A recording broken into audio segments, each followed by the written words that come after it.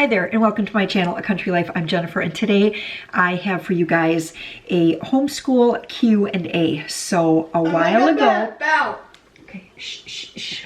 I've got Joe here with me. A while ago, I put up a video that was a collaboration with a whole bunch of other Catholic moms that homeschool.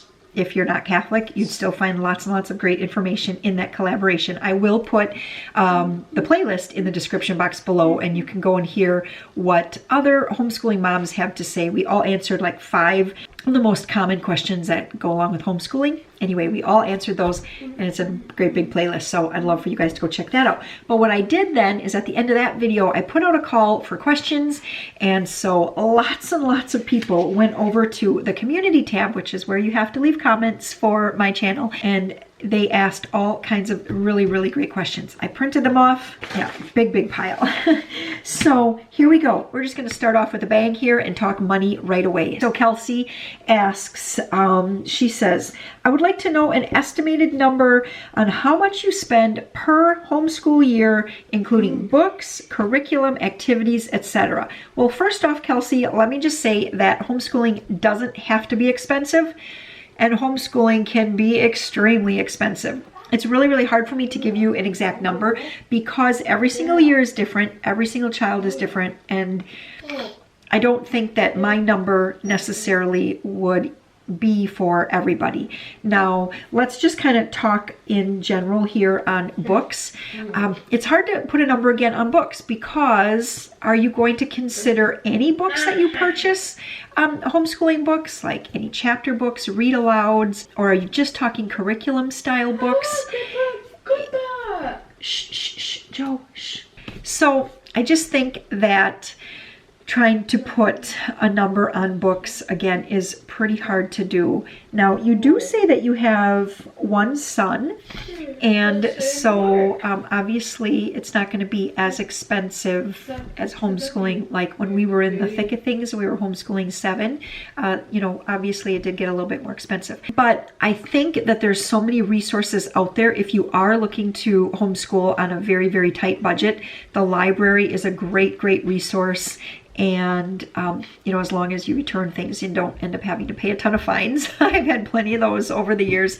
But, just using the library, using the internet and all that, just all that's available out there. I know that in a lot of towns, there will be some sort of like homeschool curriculum fair. If you get like onto a homeschool email list, oftentimes you can find people that are selling things. I've bought multiple different curriculum things at a very reduced rate just because I've bought it from like a friend whose kids, were a little bit older than mine, or, and so they finished it and then they're just like, hey, it's still in really great shape. And so they sell it, maybe something that would have cost $150, they might sell for $25 or $30 to me. I've also been gifted lots and lots of homeschool materials, from families who were homeschooling.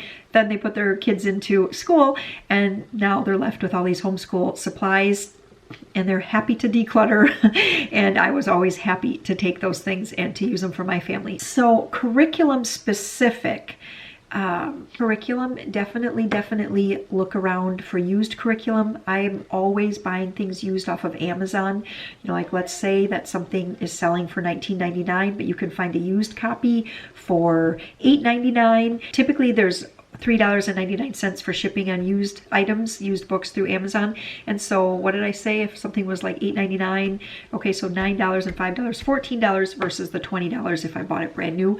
And honestly, I've always had really great luck buying used books and curriculum off of Amazon as well. There's a lot of Facebook groups too where you can buy used curriculum.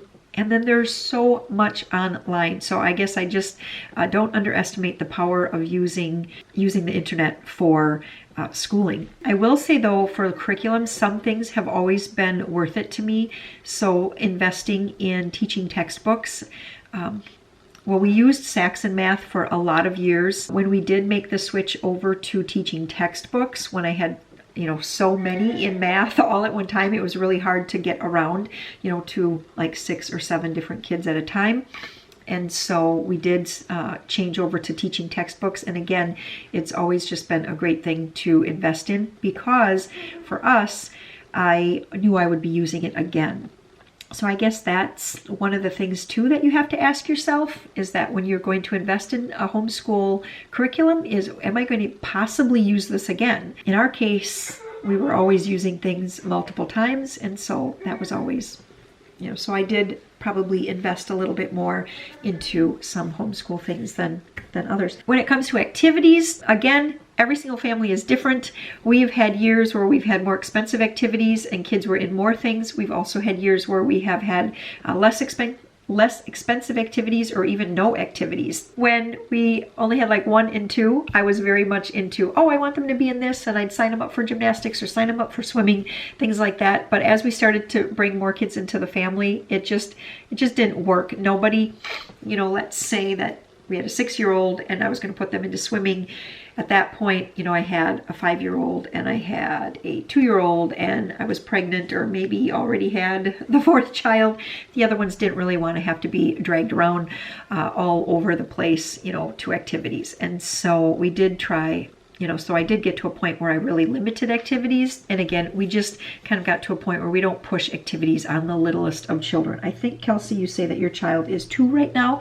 And so honestly, don't underestimate the power of play as a way of learning. When it comes to the cost of homeschooling as well, there are a lot of different opportunities out there to be a part of a public school system, and they will purchase curriculum as long as it is not a Christian-based curriculum per se. And some of our kids have been a part of a virtual program, and they do offer an activity stipend.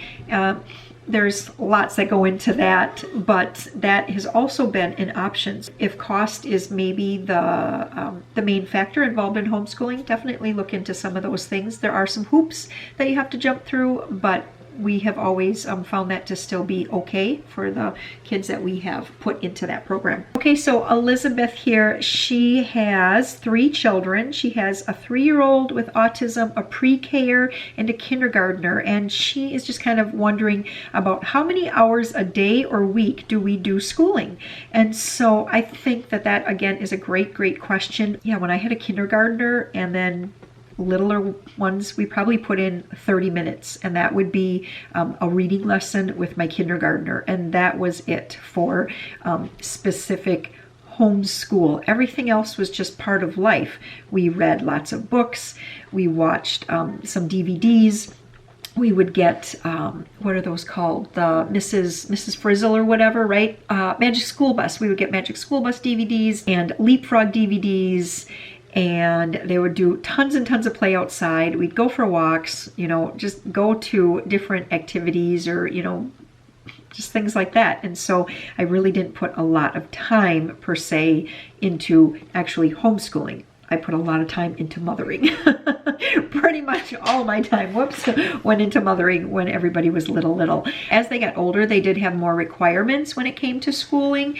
And so we'd always keep a list, and you had to just make sure that you got the things on your list done. Some kids would take all day, because they would just diddle-dal all around all day long. Other kids kind of get up, they buckle down, they get it done, and they're done. And so I guess it really just kind of depends on the child. Now, let's fast forward to just today. Amber is taking all college classes, and so I would say that on average during the week, I probably help her maybe a total of 1 hour, I would say, throughout the whole week. And then Sam, he puts in himself, I would say, about 4 hours a day of homeschool. To him, it probably feels like a lot, because he does tend to be one of those that gets distracted quite a bit. So he feels like he's doing a lot more school than he actually is. But I would say 4 hours would be his maximum of actual, hitting the books. And then I do sit down at that table right over there with Joseph and Peter and Maria, and we put in anywhere from 30 minutes to 4 hours. It really just depends on the day. It depends on what we're doing, what other activities we have. And so we do tend to homeschool around life quite often. until we've done that a lot. And then I go, okay, now we have to live life around homeschool. And then we start putting in more hours. This week has been a very heavy week of homeschool. We've put in a lot of hours homeschooling. Last week was a very activity-oriented week, and although we did a ton of learning, we just didn't do as much book learning. So again, it's hard when you homeschool to determine what is just school and what is learning as part of life, especially in the early years. She also asks, do you do progress reports? Not really, no. Once they hit 9th grade, I do start keeping a transcript just because I want to make sure that we're tracking their high school courses to be sure that they meet the requirements that our state requires so that we don't have any troubles getting into colleges. But I don't track anything in the early years. She also asks, how do you choose what material has to be completed by the end of the school year? I am pretty much like a public school dream student. I enjoyed school. I did my work. I turned in my homework. I got good grades. Basically, end of story. I went on to college, became a teacher. So I kind of have that school year sort of mentality just sort of ingrained in me since a very, very young age. Now, I tell you that because if you ask my older kids, probably all my kids, they would say that I'm a big stickler for finishing out the book. And right about this time of the year, so what happens, and we actually just did this for Peter's math just the other day, actually, I think just yesterday we did this, is that we kind of get to this point in the school year where I go, boy, I feel like we should be a little bit further ahead. What I did yesterday is I took the total number of pages in Peter's book and I subtracted off the pages that we already did, and then we divided out by about approximately how many school days we have left this year, and comes out to be that he needs to do 2 pages a day, basically Monday through Thursday, 2 pages a day, and he will finish by the end of May. And so that's just kind of like what we do. We're going to be doing that probably next week for Sam. I will look at his science and we'll look at how many chapters there are on, he does time for learning, and he's doing the earth science on that high school level. And so we'll look at how many chapters there are. We'll look at what chapter he's on, look at how many months we have left here of school or when we want to finish up by. And then I'll say, okay, you're going to have to double down, or you're going to have to triple down, or whatever it might be, or maybe continue at the same pace to ensure that we get all of that done by the end of the year. Because I really do like to finish the whole thing. Do we always? No, especially with science or history, we don't always finish the whole thing, but I do like to really finish math, and I like to finish our language arts curriculum. Okay, this is a great question from Jen B, which is funny, I guess. Is that me? She says she enjoyed the video. One thing that she struggles with is honoring her needs as an introvert while being around people every moment of homeschooling. And she says, do you have any suggestions for that? Okay, so I would say that I have gradually been becoming a little bit more of an introvert over the years. Maybe it's just because I'm more content and I just enjoy home. I don't really know what it is all about, but there is no shame in the game to just set your kids up with a movie and say, Mama needs a break.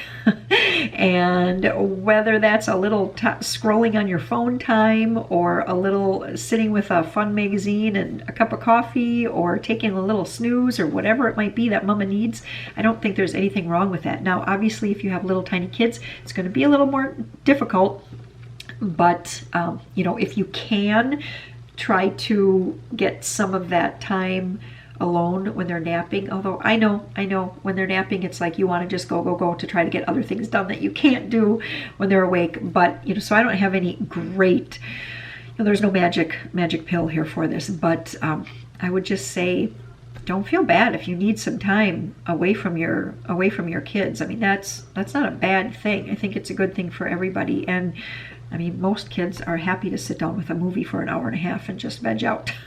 So Tanya says that her grandson has a stutter in his speech and he gets made fun of on a daily basis. And that just breaks my heart. Our oldest daughter, she had a stutter, and at one of her pediatrician one of her like well child checkups, the pediatrician had said most times kids that have a little bit of a stutter or like some other kind of tic, like maybe they do like these long blinks and they do something funny with their mouth or their eyes or something like that. Sorry, just checking the time here.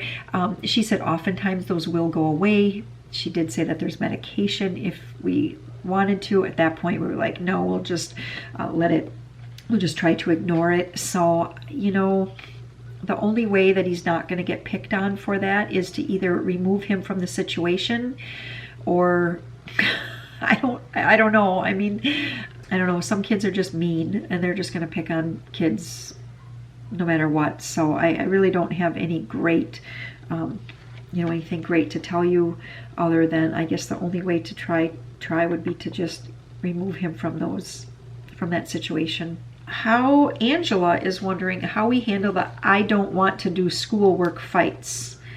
And she says that her oldest, my oldest is the only one I school right now. He just turned 7 and at least once a week he pulls the I don't want to be home or I don't want to do my schoolwork fight. Okay, I got some advice from a veteran homeschooling mom back when probably Emily was like 4 years old, and she said, if you have not taught your children to obey, you will not be able to homeschool them. And at the time I thought, well, who does she think she is? But I think she was right. I think it's so important for children to just understand that mom knows best, and this is what we're doing today. And I mean, I'm just going to tell you, if it was my child and they pull that, like, let's just say, for example, Peter, he's 8 and I'll be like, okay, Peter, it's time to pull out your orange book. Oh, I don't want to do that. I don't, you know, whatever, right? He'll do that kind of thing. And that's what I do. And then if he continues doing any kind of or eye roll or anything like that, and if it continues and I hold up that third finger, and when I say continue, I mean like just an instant of continuation. I don't go 1, wait around, and let them decide. No, it's just kind of like 1, and if it continues, it's 2, and if it continues, it's 3, and I immediately say double school timeout. And so whatever their age is, so for example, your son at 7, he would have to go on a 14-minute timeout. And in our house, timeout is you are facing, we have a particular wall, and you face that wall with your hands to your side, and it's pretty strict. You stand up straight, you don't lean on the laundry basket, you don't lean up on the wall, you don't put your hands in your pockets. Your hands are to your side and you are standing up straight. You're not talking, humming, whistling, tapping, nothing like that. And I'm a stickler for it. I will just start the timer. I mean, even if they've gotten down to 1 minute left and they start tapping their pencil, or, well, they shouldn't have a pencil in their hand, but if they were just started to tap their foot or something, I'd go over, start the timer all the way back at 14. And I will say that one of my children, a long time ago, maybe that gives you a hint at who it could be, they at one point stood on a timeout for well over an hour because they just kept on talking and, no chips right now.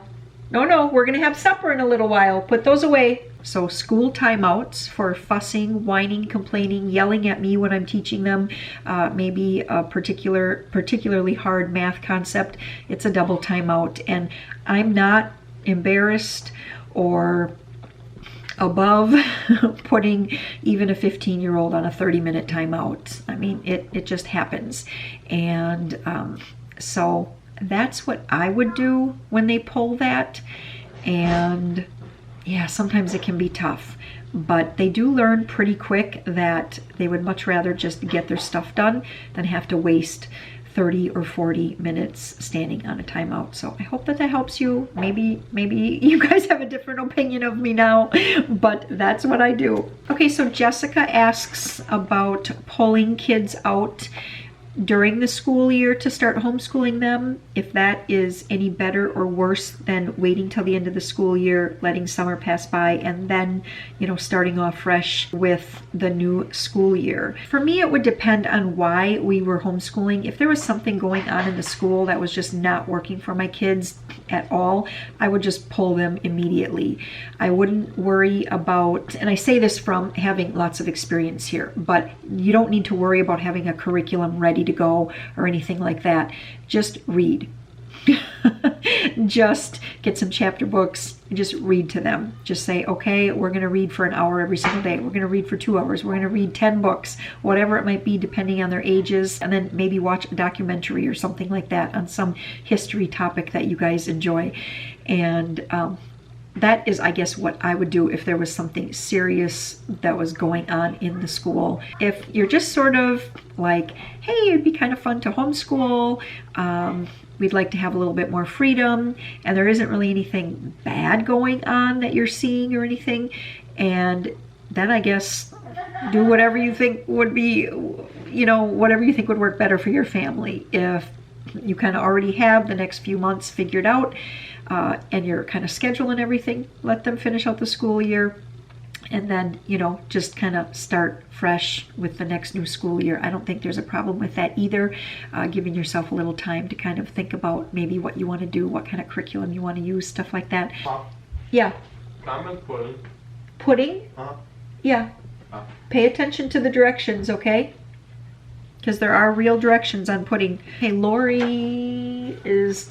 I can answer one more question and then I'm going to have to go, and I may have to pick up this video on another day here. Okay, so Lori is asking if our older kids have gone to a traditional university for their college or community college. I'm wondering if it is a challenge to either get in or adjust to school, and that's all I can see right now. For whatever reason, it didn't print properly.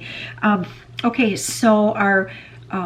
So far, we have 2 that have fully graduated high school, and actually 2 that have now fully graduated college. They both of our oldest 2, they have associate degrees. They both have jobs, and we did not find it difficult to get into school at all. Emily, she applied at 4-year universities, state schools, and she was accepted.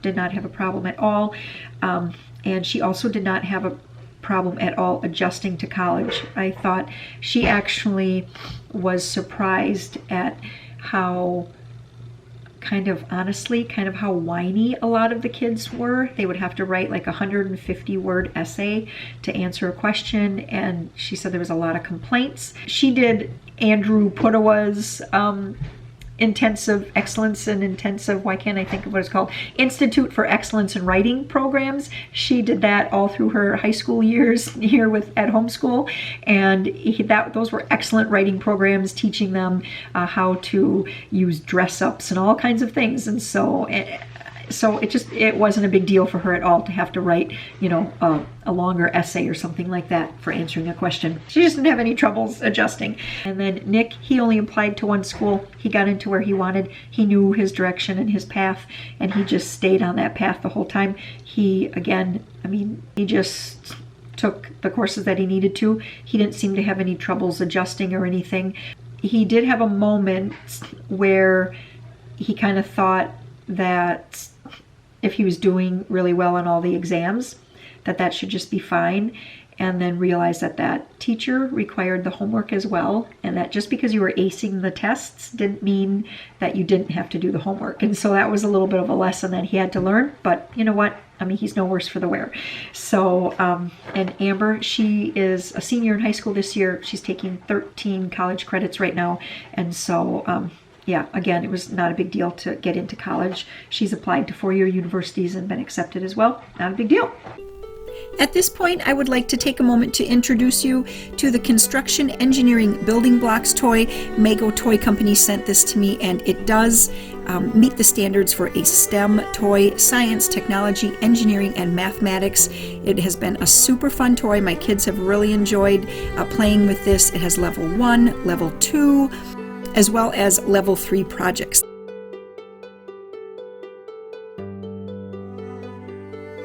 There's a number of little parts in here, so this is recommended for children ages 3 and up. Sam had a great time getting in on this toy as well. Even though he's 15, he found it to be pretty fun, probably because it's new and gave some directions, and that's just always kind of fun when you see the little ones playing. But Peter, Joseph, Maria, they all really enjoyed this toy, building helicopters and robots and mini cars.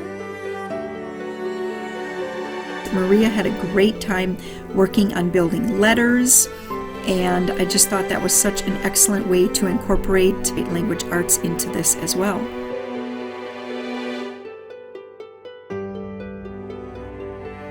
There will be a link in the description box below if you are interested in checking out this toy for your children or grandchildren. The kids really did have a fun time with it, and they have been playing with it quite a bit ever since.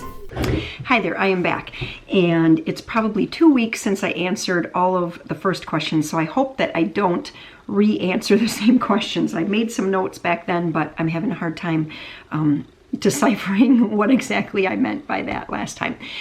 We are right now in the middle of this whole coronavirus thing, so just for context, that's kind of what is going on. So some of my answers might kind of reflect that a little bit. So let me just see if I can start with Stephanie. She asks a question.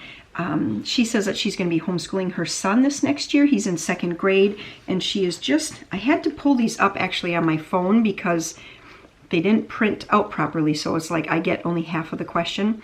And she's just kind of wondering how we manage our days and how many days a week we try to homeschool. So I'm kind of an all over the place kind of gal. So with that, we do it kind of differently every week or every month, or just kind of what is fitting best for our life at that time. With a 2nd grader, I have a 2nd grader, so I can answer this pretty clearly, since I'm kind of like right in that at this time. So I keep basically 2 lists. I keep a list on the wall for him of things that he can pretty much work himself through, or at least get the book out and kind of get started on his own. I also have a separate list of things that I'd like to get to that really have to be kind of mom directed. Things like science and social studies, history kind of stuff. Maybe doing a little unit study or something like that. That's more mom directed.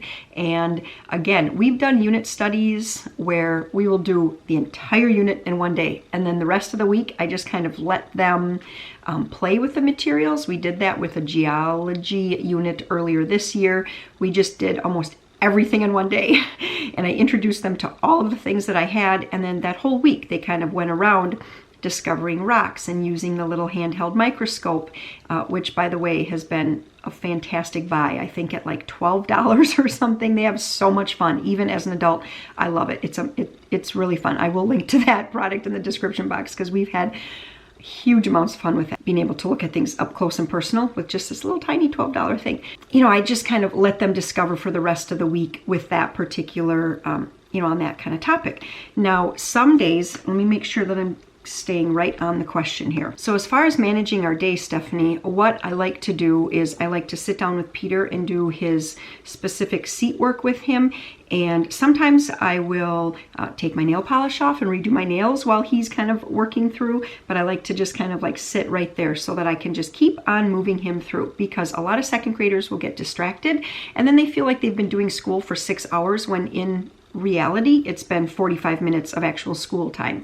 And so I found rather than trying to run off and get a bunch of other things done, I'll just sit there by him and I can just boom, boom, boom, just keep him moving. And sometimes he gets a little bit tired and I need a break. I'm like, nope, let's just burn through this. And so we just go, okay, we need to do 3 pages in this, we need to do 2 pages in this, we need to do 1 journal entry, and we just go through it as quick as we can. And we can typically get that done in an hour, especially if, as the mom, I also stay extremely focused on what's going on. Now I have other kids, so I can't always stay perfectly focused, but they've pretty much learned that, give mom that time that she needs, because then when it's your turn, she's going to give you that time as well. And how many days a week do we try to homeschool? I mean, my goal is always to just homeschool every single day, because whether we're doing seat work or whether they're out like say my second grader, whether he's got his hatchet and he's out chopping wood or something like that, I figure he's learning new skills.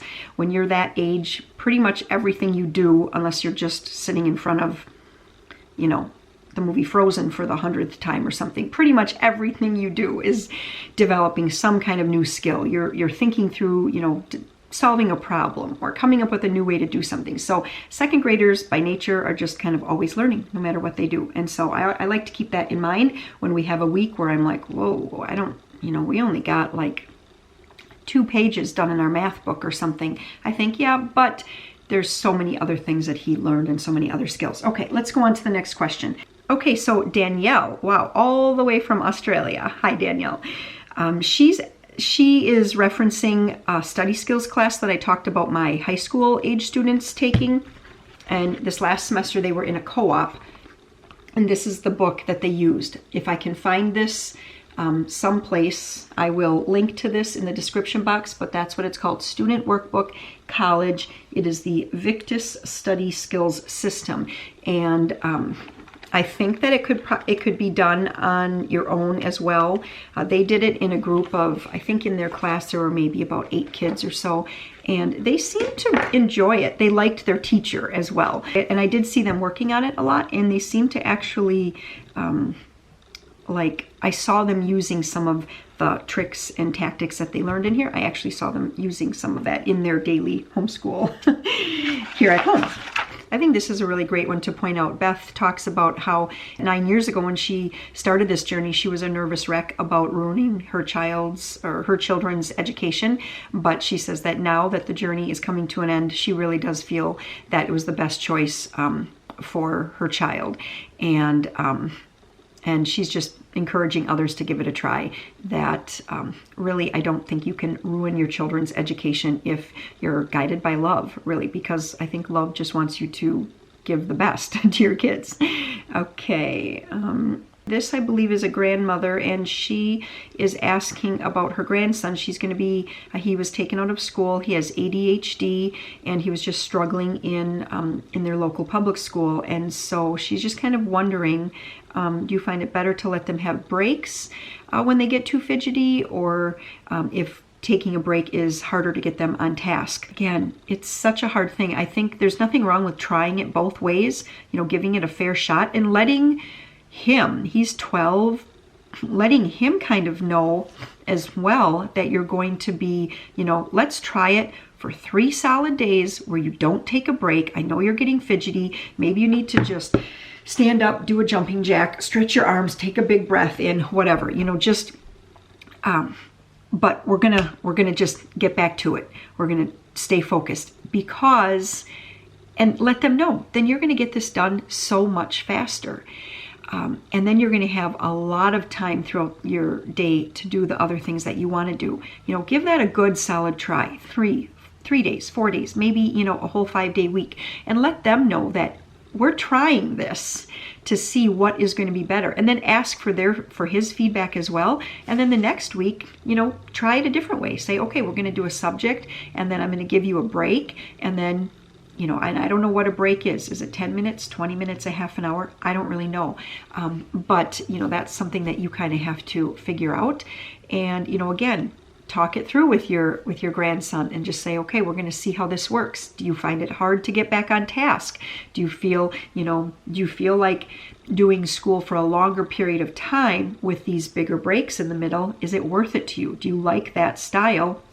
And kind of work it out with him, and also let him know what you're seeing as well, so that he can kind of you guys can kind of talk through this, because I really don't have the perfect answer for that. I just know that after homeschooling here, I'm on my 7th child, is a kindergartner, that every child is different, and we just kind of you just kind of find what works for that child. And on a side note with that, if you do have more than one child and something works differently for each one, sometimes the other ones will be like, well, you let him do it that way, or you don't do it like that for her.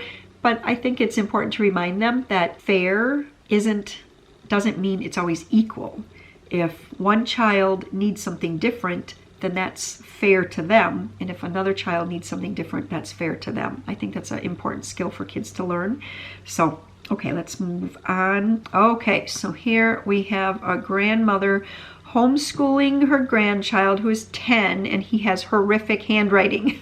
Can you recommend a program? Well, at 10, you could try Handwriting Without Tears, and that is just kind of, you'd have to figure out what level you would want him to do, and that's just a lot of tracing and practice that way. Some kids, I mean, I hate to break it to you, but some kids just have horrific handwriting. And we've all been to the doctor, you know, the standard joke, going to the doctor and you can't read their handwriting, and they, you know, intelligent people making a very good living and their handwriting is horrific. So I don't think that handwriting in and of itself is going to make or break somebody, but especially in this day and age of technology. But I do understand also from a mom who did grow up in handwriting was important. You know, I grew up in that era. It is hard to kind of balance that. So I just keep trying to encourage my kids to write slow, and we just kind of keep practicing. I just keep reminding them, remember, handwriting isn't always just for you, but also other people have to be able to read that as well. I don't have a, you know, any great answer for that. So, okay, here's a great question for moms who are just starting out and they have other little kids. So Casey here, she says, where do I begin? My oldest is 4, and the thought of teaching him to read and write while the 3 and 2-year-old try their best to get my attention sends shudders down my spine. Do we just do worksheets? What if he doesn't follow the directions? How do I know if he's learning anything? Well, let me just go back to, if you have a 4-year-old, every single thing they do is causing them to learn, because everything's new. Everything's new to them. So they're always, always, always learning. Now, as far as teaching your oldest one to read, I guess there's a couple different options here. I see, and I've kind of done it in multiple different ways depending on what other ages of kids I have around. So there's always the option to teach your oldest to read with the other ones just kind of right there. Maybe they have a little, maybe they have some coloring books that they work on that are specifically for that time. You go, okay, let's get out our little basket of reading time toys.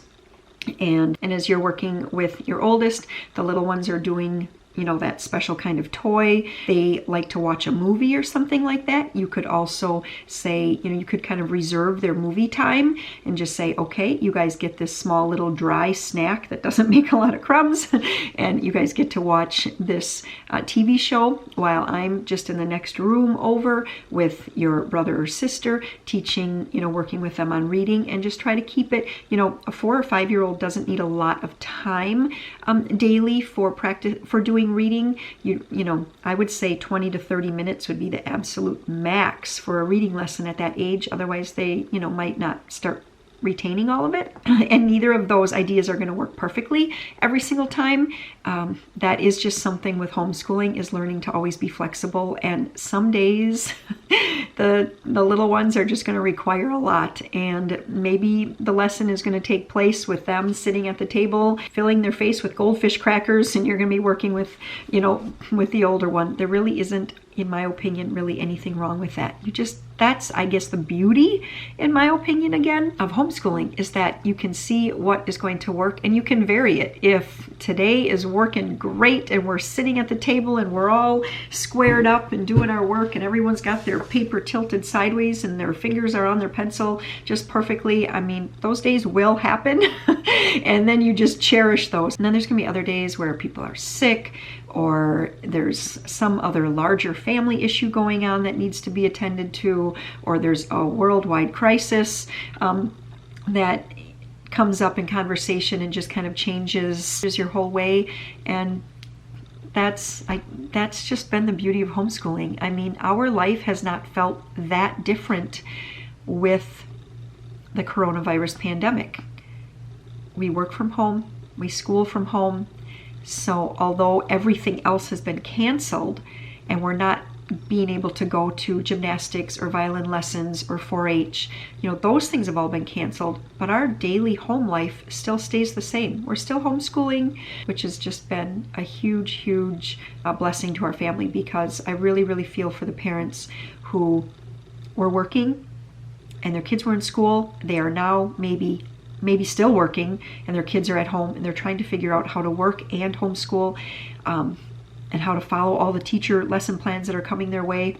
Or maybe they're not working and they're at home all day. Boy, their life it's been turned upside down. I mean, I can only imagine what that would feel like. And so that's just always been the beauty of homeschool, is that we can just kind of do what works for us for the day that we are on. I love that. This is an excellent question. So Selenia, she says that her baby boy, oh boy, I can't imagine getting to that point, is a junior in high school, and he is wanting to be homeschooled for his senior year.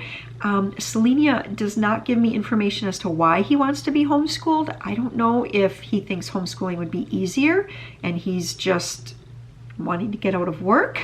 I don't know if maybe he's being bullied and doesn't want to say anything. I don't know if he simply is sick and tired of the busy work that he's having to do, or dealing with disrespectful students and not really feeling like he's getting, the education that he really could be. I don't know. I don't know what his reasoning is, or if he's just simply sick of school. I don't know. But she's just kind of wondering. Her question is, do you think I should homeschool him, or should I just let him finish at the public school so he can walk with his graduating class on graduation day?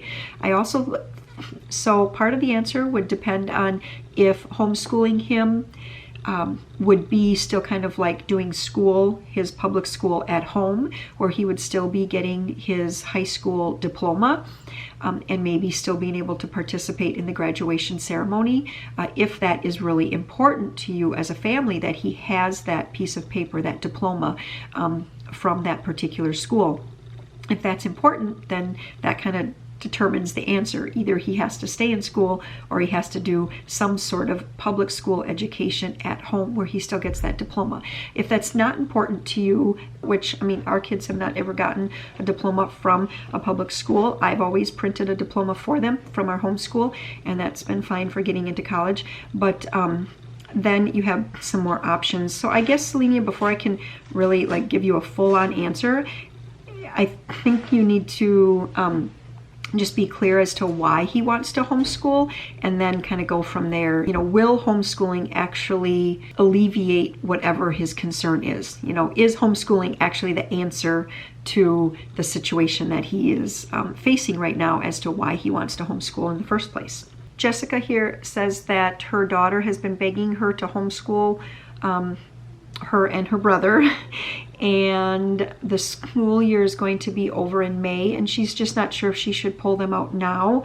I guess that question has probably already been addressed in their household right now, because I believe nationwide all the schools have been shut down and all families are doing some sort of homeschooling. The public schools, they're all different. Some of them are sending work home, some are doing e-learning, some have just kind of stopped schooling for certain grade levels, the lower grades. So I don't really know where about you are with the grades. It does not say what ages your kids are or anything, Jessica, but you're probably homeschooling right now and getting at least a little bit of a feel for everybody being together and kind of how that all goes. So I wish you all the best. I hope it's going well.